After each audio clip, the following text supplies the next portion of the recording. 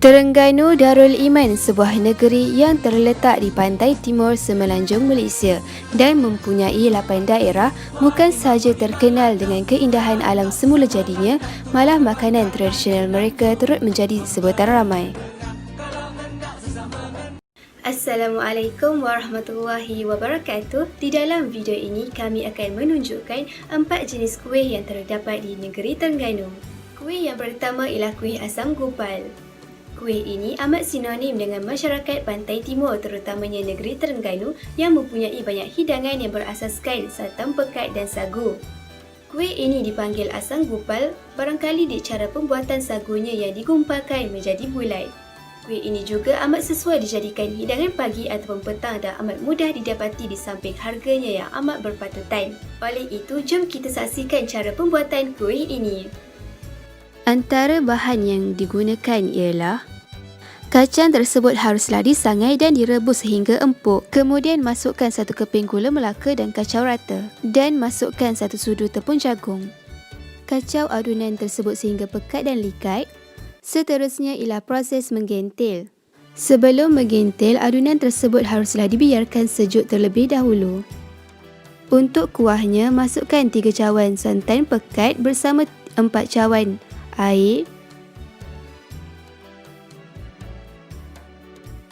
Kemudian masukkan daun pandan, gula dan garam secukup rasa dan masukkan hirisan nangka. Untuk sagu, masukkan 4 cawan air panas sehingga mengembang.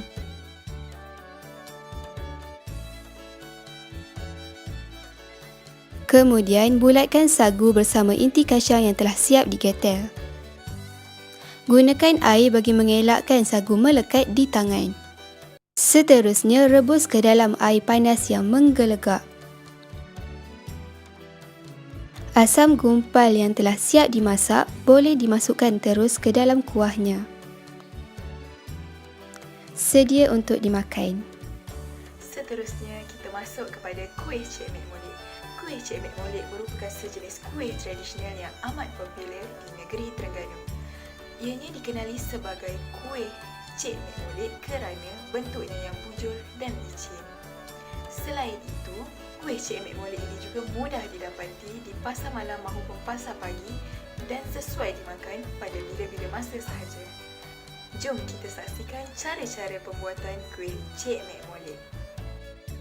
Ini adalah antara bahan yang digunakan. Proses yang pertama iaitu merebus ubi keledek sehingga empuk.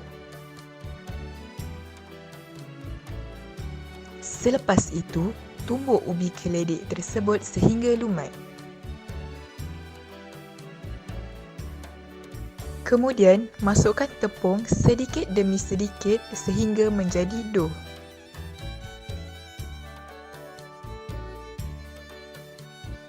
Selepas itu, bentukkan dough menjadi bulatan kecil dan leperkan. Kemudian, masukkan sedikit gula di tengahnya. Kemudian, tutup di bahagian tepi supaya gula tidak terkeluar. Bentukkan dough menjadi bujur. Akhir sekali, panaskan minyak dan goreng kuih itu sehingga masak.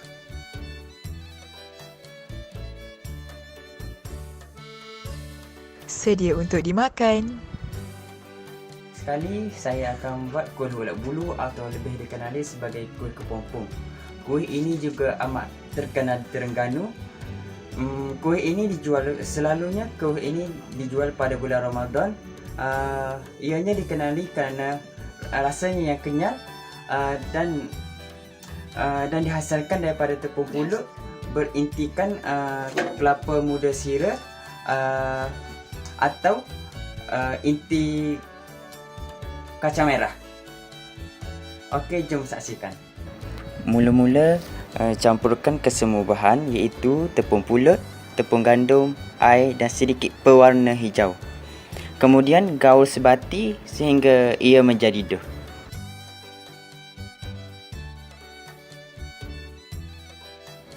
Selepas itu, ambil dough sedikit, canaikan di atas tapak tangan dan letakkan inti kacang merah yang telah siap digentil.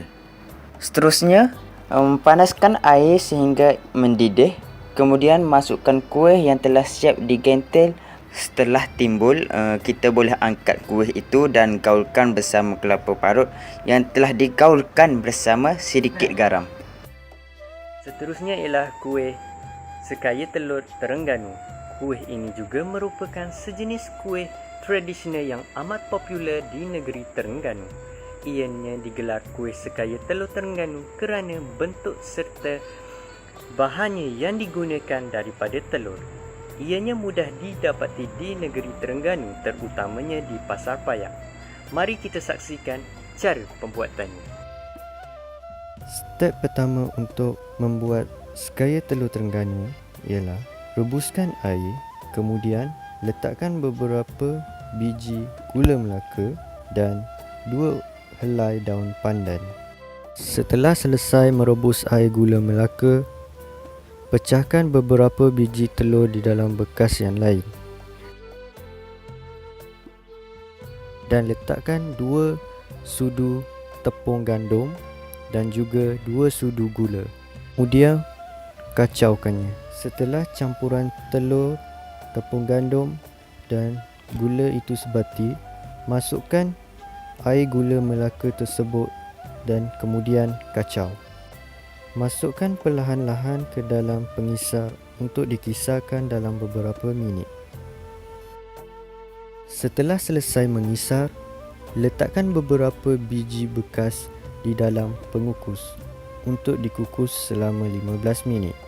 Sejukkannya selama beberapa minit dan siap untuk dihidangkan.